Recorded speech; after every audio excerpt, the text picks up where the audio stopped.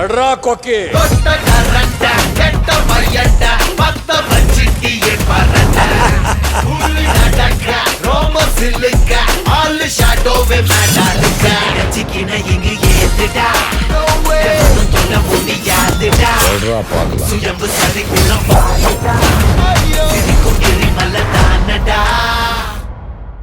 டெண்டரை பத்தி உங்ககிட்ட எதுக்கு சொல்லணும்? டெண்டரை நீங்களா எடுத்திருக்கீங்க? என் பொண்ணுதான் எடுத்திருக்கா. நான் எடுத்தா என்ன, என் பொண்ணு எடுத்தா என்ன, எல்லாம் ஒண்ணுதானே. நீங்க விஷயத்த சொல்லுங்க சார். சாமி, இவங்களோட மழைநீர் ப்ராஜெக்ட் நடக்கிற ஏரியாவில் நிறைய இடத்துல ஒர்க்கை ஃபினிஷ் பண்ணாம பள்ளம் மூடாம ஓப்பனா இருக்கு. பள்ளம் இருக்கிற இடத்துலலாம் பேரிகார்டை வச்சு சேஃப்டி பண்ணணும்னு சொல்லியிருக்கோம். அதெல்லாம் இவங்க ஃபாலோ பண்ணவே இல்லை. அந்த பள்ளத்தில் யாராவது விழுந்து உயிர் சேதம் ஆச்சுன்னா அதுக்கு யார் பொறுப்பு? நாங்க எல்லா இடத்துலயும் பேரிகேட்லாம் போட்டு சேஃப்டியா தான் ஒர்க் பண்ணிருக்கோம் சார். சாமி மச்சான், எந்த இடத்துல பள்ளம் மூடாம இருக்குன்னு லிஸ்ட் எடுத்து உனக்கு அனுப்பியிருக்கேன். அதை இவங்க கம்பெனிக்கு மெயில் பண்ணிரு. சரி மச்சான். இது வரைக்கும் உங்களுக்கு ஏதாவது கம்ப்ளைண்ட் வந்திருக்கா? நாங்க பள்ளத்துல விழுந்துட்டோம், எங்களுக்கு அப்படி ஆச்சு இப்படி ஆச்சுன்னு யாராச்சும் ஏதாச்சும் சொன்னாங்களா? அப்படிலாம் ஒண்ணும் இல்ல. கம்ப்ளைண்ட் வரலங்கிறதுக்காக அலட்சியமா இருக்க முடியாது. இது பப்ளிக்கோட உயிர் சம்பந்தப்பட்ட விஷயம். போதும், நிறுத்துறியா? பப்ளிக் மேல சும்மா அக்கறை இருக்கிற மாதிரி ரொம்ப நடிக்காத. நீ எதுக்காக இப்படி எல்லாம் பண்றன்னு எனக்கு நல்லா தெரியும். என் மேல இருக்கிற கோபத்துல என்ன பழி வாங்கறதுக்காக தான் இப்படி எல்லாம் பண்ணிட்டு இருக்க. நீ இப்படி எல்லாம் என் வேலையில டார்ச்சர் பண்றதுனாலதான் கடவுளா பார்த்து கார்த்திய ஒரு திமிரு பிடிச்சவ கழுத்துல தாலி கட்ட வச்சு அவளை உங்க வீட்டுக்கு அனுப்பி வச்சு உங்க எல்லார் கண்லயும் விரல விட்டு ஆட்டி வச்சிருக்கான். யோ, தேவையில்லாம பேசிட்டு இருக்காத. உன் ப்ராஜெக்ட் வேலையை உன்னால ஒழுங்கா பண்ண முடியல. அத பத்தி நான் கேள்வி கேட்டா என் ஃபேமிலி பத்தி நீ எதுக்கு பேசுற? என் ஃபேமிலியில என்ன நடந்தா உனக்கு என்ன பிரச்சனை? என்னடா பெரிய ஃபேமிலி? என்னோட சாபத்தினாலதான் உன் குடும்பத்துல இந்த மாதிரி பிரச்சனை எல்லாம் நடந்துகிட்டு இருக்கு. அந்த சத்யா ஏசி இல்லாம தூங்க முடியாதுன்னு சொல்லி ஓ ரூம்ல படுத்துக்கிட்டு உன்னையும் உன் பொண்டாட்டியும் வெளியே துரத்திட்டாலாமே. நீயும் உன் பொண்டாட்டியும் விடிய விடிய கொசுக்கடியில தூக்கம் வராம படுத்து கிடந்துங்களாமே.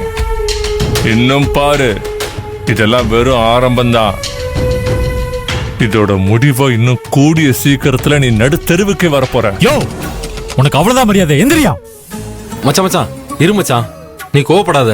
நான் சாரை டீல் பண்ணிக்கிறேன். சார், எதுவா இருந்தாலும் ப்ரொசீஜர் படி தான் நடக்கும்.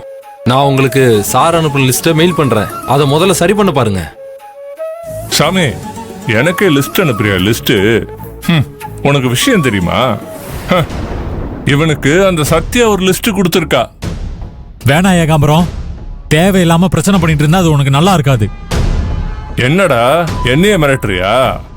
நீ இப்படி மிரட்டினா நான் வாயை மூடிட்டு போயிடுவேன் நினைச்சியா? என் வாயை மூடிடலாம், ஊர் வாயை மூட முடியுமா?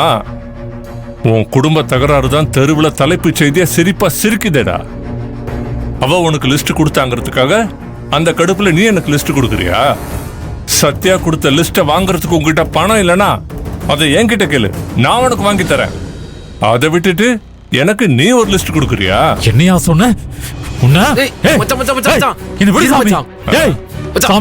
முதல்ல நாள் இங்க இருந்து போக சொல்லு. நான் கோவப்படுறதோட நிறுத்த மாட்டேன். கொண்டு போட்டுருவேன். ஏய், வெளியே போயா? போயா? போறேன்டா, வாய மூடு. ஆனா இந்த ப்ராஜெக்ட் மட்டும் ஓகே பண்ணாம ஏதாவது சிலுமிஷம் பண்ண உன்னை என்ன பண்ணுவேன்னு எனக்கே தெரியாது. உன்னால முடிஞ்சா நீ பாரியா, நான் பாத்துக்கிறேன். பாத்துக்கலாம். டேய், விடுடா சாமி. விடு மச்சான். ஏன் இப்படி கோவப்பட்டு இருக்க? கோவப்படாம என்ன பண்ண சொல்ற சாமி? இவன் எனக்கு எல்லாத்தையும் வாங்கி தரானாமா? இவன் யார் எனக்கு வாங்கி தரதுக்கு? லஞ்சம் கொடுத்து என்ன கைக்குள்ள போட்டுக்கலான்னு பாக்குறானா? அது நடக்கவே நடக்காது சாமி. என் உயிரே போனாலும் நான் லஞ்சம் வாங்க மாட்டேன். லஞ்சம் வாங்கி ஆடம்பரமா வாழணும்னு எனக்கு எந்த அவசியமும் கிடையாது. உன்னை பத்தி எனக்கு தெரியாதா மச்சான்? நீ உட்காரு. எதுக்கு இப்படி டென்ஷன் ஆயிட்டு இருக்க? முதல்ல நீ உட்காரு மச்சான்.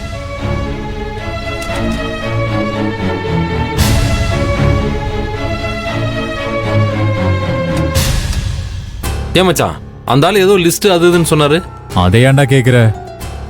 அந்த சத்யா ஒரு நோட்டு பூரா அது வேணும் இது வேணும்னு ஒரு பெரிய லிஸ்டா போட்டு கொடுத்துருக்கா. அதை படிச்சுட்டு தான் ஆதிர மயக்கம் போட்டு விழுந்திருக்கா. என்ன மச்சான் சொல்ற? அப்ப சிஸ்டர் மசக்கையில மயக்கம் போட்டு விழலையா? சிஸ்டர் கர்ப்பமா இல்லையா? ஆதிர கர்ப்பமா இல்ல. நான் தான் உன் மேல கடுப்புல இருக்கேன். என்ன மச்சான் சொல்ற? ஆமாண்டா. ஆதிர மயக்கம் போட்டு விழுந்துட்டான்னு சொன்னதும் நீ பாட்டுக்கு இஷ்டத்துக்கு ஆதிர கர்ப்பமா இருக்கா அது இதுன்னு சொல்லிட்ட. ஓம் பேச்சை கேட்டு நான் வீட்டுக்கு சும்மா போகாம போற வழியில ஸ்வீட்டு கடையில 1/4 கிலோ ஸ்வீட்டை 2 வாங்கிட்டு போயிட்டேன். அங்க போனதுக்கு அப்புறம் தான் ஆதர மயக்கம் போட்டது கர்ப்பத்தால இல்ல, சத்யா கொடுத்த லிஸ்ட படிச்சதுனாலன்னு தெரிஞ்சது. அப்புறம் என்ன பண்ண மச்சான்? என்ன பண்றது, வாங்கிட்டு போன ஸ்வீட் எல்லாத்தையும் ரிட்டர்ன் கொண்டு வந்து கடைக்காரங்கிட்ட கொடுத்தேன். அவன் ஃபுல் அமௌண்ட்டை கொடுக்க முடியாதுன்னு சொல்லி பாதி அமௌண்ட்டை தான் ரிட்டர்ன் பண்ணான். உன்னால எனக்கு எவ்வளவு நஷ்டம் தெரியுமா? ஐயோ மச்சான், அந்த ஸ்வீட் கதையை விடு மச்சான். சத்யா எழுதி கொடுத்த லிஸ்ட்டை பத்தி நான் இப்போ உங்ககிட்ட கேட்கிறேன். நீ என்ன முடிவு பண்ணிருக்க? அந்த பொண்ணு கேட்டதெல்லாம் வாங்கி கொடுக்க போறியா? அது எப்படி நான் வாங்கி கொடுப்பேன் சாமி? என்னை பத்தி உனக்கு தெரியாதா?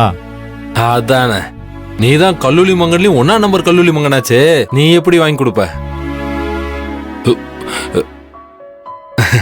உண்மையை சொன்னா முறைக்க கூடாது மச்சான்.